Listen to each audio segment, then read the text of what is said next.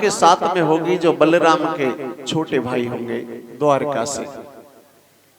ब्रह्मापुत्र नारद ने सब कुछ बता दिया। उसी क्षण श्रोताओं धीरे धीरे रुक्मिणी जब बड़ी होने लगी है, एक दिन बड़ी बड़ी बहनों के बीच में जाकर के बैठ गई है रुक्मिणी,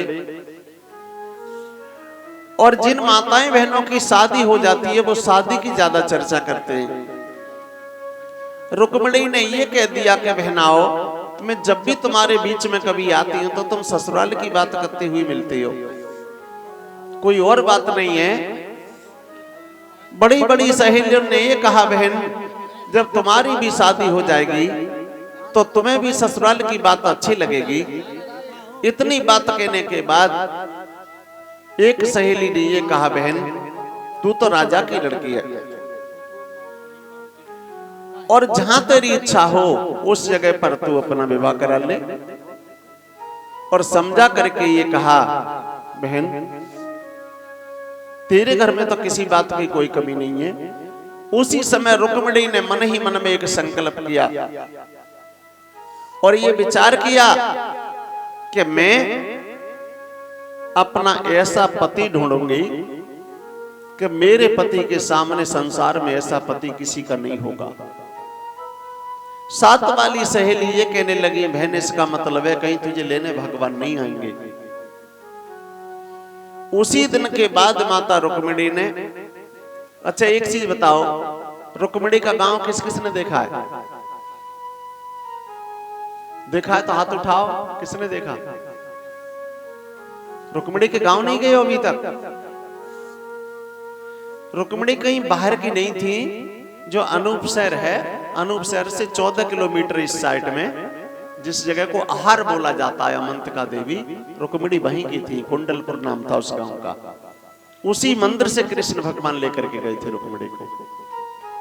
तो कहीं बाहर नहीं, ज्यादा से ज्यादा भगवान के अवतार और शक्तियों के जो अवतार हुए ज्यादातर उत्तर प्रदेश में।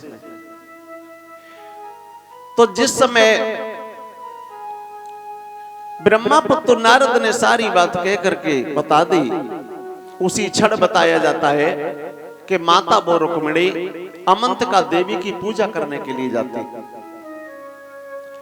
और जब पूजा करने के लिए जाती थी तो वो मां एक ही बात कहती थी कि मेरी शादी हो तो कृष्ण भगवान के साथ हो, ना तो सिगरी उम्र में कुंवारी ही व्यतीत कर दूंगी। और प्रतिदिन माता ज्योत जलाती थी देवी की। और वो मां वो कर देवी को ध्यान मातन तद नहीं ज्योत जलावे।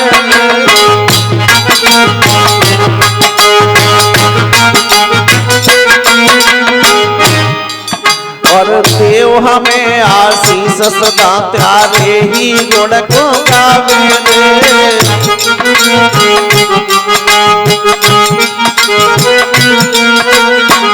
उसी समय श्रोताओं मां प्रतिदिन ज्योत जलाती थी देवी की और पूजा करती थी। लेकिन श्रोताओं हर कार्य जीवन में फेल हो सकता है, लेकिन सबसे बड़ी चीज बताई है सेवा और सुमिरन, और तीसरी चीज बताया जाता है दान। अगर कोई व्यक्ति ये तीन काम करता है, और व्यास जी ने तो मात्र 2 ही शब्दों में 4 वेद 6 शास्त्र 18 पुराणों का निचोड़ कर दिया। व्यास भगवान ने तो ये कहा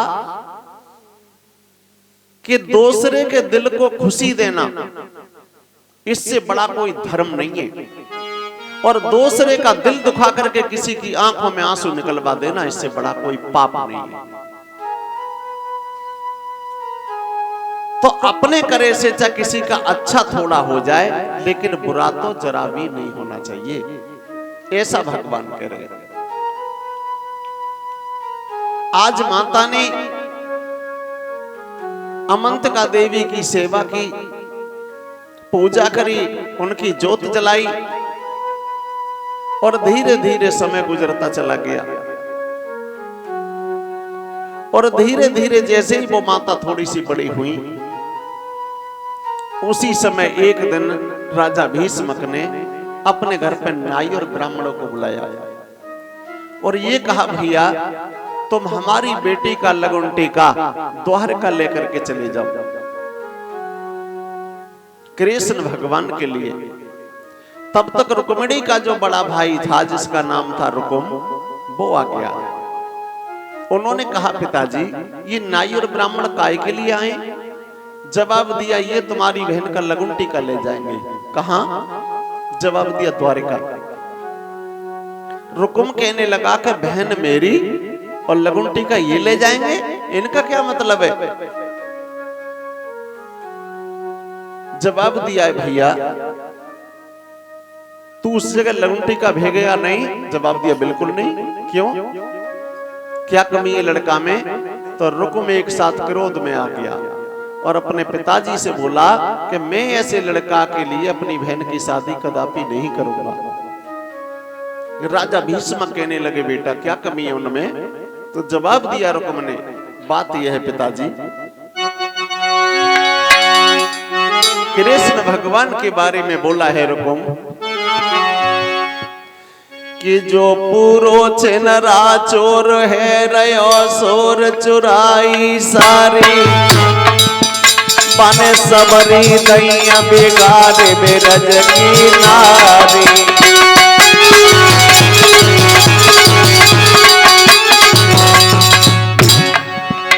वो पूरो छिनरा चोर है रयो सोर चुराई सारी, बने सबरी नहीं बिगाड़े बेरज की नारी।